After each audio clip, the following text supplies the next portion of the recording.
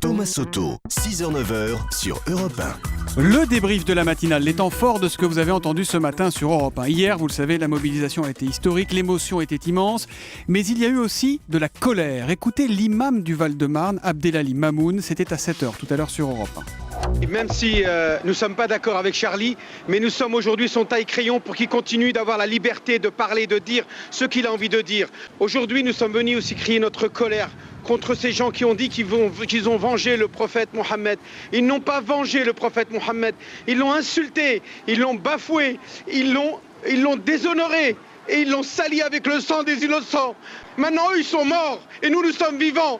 Et Charlie sera vivant et les Juifs seront vivants et la République, et vive la France et vive la République. Abdelali Mamoun, imam du Val-de-Marne. Sophie a été retenue en otage vendredi dans le supermarché cachère de la Porte de Vincennes. C'est à elle que le terroriste Amélie Koulibaly a demandé d'aller récupérer les personnes qui se cachaient dans la chambre froide du magasin. Écoutez, elle témoignait tout à l'heure à 7h45 dans l'interview Vérité d'Europe 1. Et il y avait malheureusement, il y avait un père avec son enfant de 3 ans. Quand je dis malheureusement, parce que du coup je me suis dit j'ai fait monter un enfant de 3 ans, mais c'est une horreur. Et dans l'escalier, le papa du garçon est monté avec un extincteur. Et il commençait à la dégoupiller. J'ai dit, vous faites quoi là?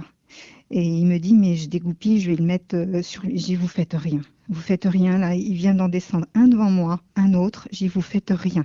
Je dis, vous prenez l'enfant, je vais le mettre devant et je vais lui dire qu'on avance et qu'il ne tire pas. Et ça s'est bien passé. Un témoignage que vous retrouvez en intégralité sur europe1.fr. Vous avez été bouleversé par le témoignage de Sophie. Un seul message parmi tous ceux que vous avez envoyés, celui d'AM972B sur Twitter. Nous pensons très fort à vous, Sophie. Bon courage.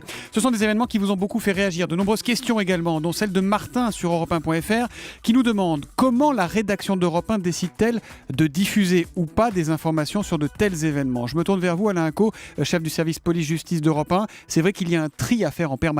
Selon quels critères? Bien sûr, la règle est très simple. On ne diffuse aucune information susceptible de mettre en danger les otages, évidemment, mais aussi les forces de l'ordre et le bon déroulement de l'enquête. C'est pour ça que sur Europe 1, par exemple, vendredi, nous n'avons jamais donné un nombre précis d'otages retenus dans l'hypermarché cachère, car sont toujours susceptibles, ces otages, de se cacher. On ignore ce que savent les terroristes. En revanche, on sait qu'ils sont à l'affût des médias et qu'ils peuvent être renseignés de l'extérieur par téléphone, par exemple. Ils reçoivent toutes les alertes sur les téléphones, comme on a tous. C'est possible, en tout cas. Et donc, il faut toujours envisager le pire. On n'a donc jamais décrit non plus le dispositif de sécurité qui se mettait en place sous les yeux de nos reporters, et encore moins les techniques et les stratégies d'intervention.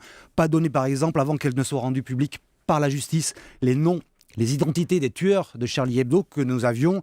Et on a aussi retenu, par exemple, le plus longtemps possible, le fait qu'on les avait repérés dans l'Aisne pour ne pas attirer leur attention alors qu'ils circulaient en voiture et qu'ils étaient susceptibles d'écouter la radio. Il n'y a aucune censure. Il s'agit à chaque fois de protéger d'abord et avant tout la vie des otages et des forces de l'ordre qui sont censés intervenir. Merci Alain Co, chef du service police-justice d'Europe 1. Je rappelle que pour réagir à cette matinale, europe1.fr, Twitter avec le hashtag un matin et le 3921.